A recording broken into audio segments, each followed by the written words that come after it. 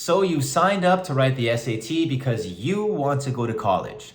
You begin by studying these concepts, these theories, these formulae, but do you know what it's all for? Do you understand exactly what the test makers are looking for? In today's video, I'm going to help you understand exactly what the SAT is trying to measure. Hey everyone, this is Monsieur Valois and I welcome you to the Test Prep Cart channel. Let's look at what the SAT measures so that you can plan accordingly and effectively. Here are the topics I'll be reviewing today. A. Is the SAT an IQ test or not? B. What is the SAT trying to measure from your answers? And C. How is the final score calculated? Is the SAT an IQ test? The SAT was based on an IQ test that was conducted by the Army in order to select the best applicants.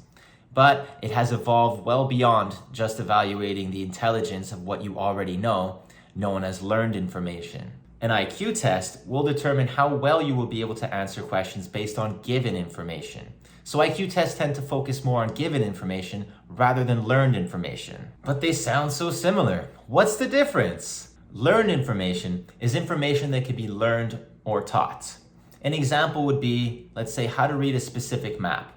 A student can learn the symbols, the scales, the theories about reading maps, and then they can understand how to read a map. Given information is information that needs to be interpreted and then requires a student to apply knowledge or previously learned information in order to complete a question or try to accomplish a task. An example could be using the knowledge about reading maps and applying it to a brand new map they've never seen before. In testing students primarily on given information, the SAT can assess how successful students will be at answering questions to which they do not have a direct route of applying learned information. The intention of the SAT is to challenge students to conceptualize how to answer a question, even if they don't have all the learned information required to do so. And in so doing, the SAT simulates how successful students will be at the college or career level. Next, what is the SAT trying to measure from your answers? The College Board states that the SAT is intended to measure literacy, numeracy, and writing skills that are needed for academic success at college. They state the SAT assesses how well test takers will analyze and solve problems, skills they learned in high school that they will need in college. As mentioned earlier, it's designed not only to assess what students already know or previously studied concepts, but more importantly, what students can handle. In other words, it examines how a student can best use their intelligence and skills to approach any content in a constrained amount of time. Therefore, it really is more like a measurement of how a student can potentially do rather than what a student can already do. You can still study for the test, of course. In fact, you better if you want to succeed. The SAT will still prepare questions based on learned information, but you should know how or what to apply in order to answer any question correctly. Example, you may know many algebraic expressions, but do you know which one you should use in a given situational problem or how to use it? And lastly, how is the final score actually calculated? The final score is calculated by adding the sums of the scores of each of the two sections, evidence-based reading, writing, and math. The SAT essay, when applicable, is scored separately. Students' raw scores are added together and then converted to a scale of 200 to 800 for each of the two sections. There are also a few other factors that may influence the final scores for each section. Equating scores.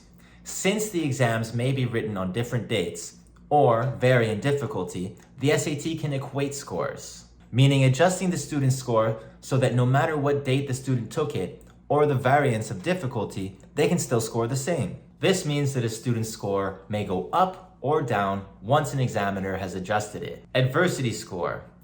This was introduced by the College Board to help control privilege. It's also known as the environmental context, and factors such as housing stability, neighborhood crime rates, and median family income are considered to help test writers at a disadvantage. And finally, while test scores may be converted from raw scores to scaled scores, a student's final score will not be scaled relative to the performance of other students. In conclusion, high-scoring students usually score well by preparing extensively or are already highly educated. The results of the SAT are intended to reveal which students already have a high level of determination, discipline, and focus required in college studies. And this is exactly why the results are used by college admissions as a shortcut to determine a student's college readiness.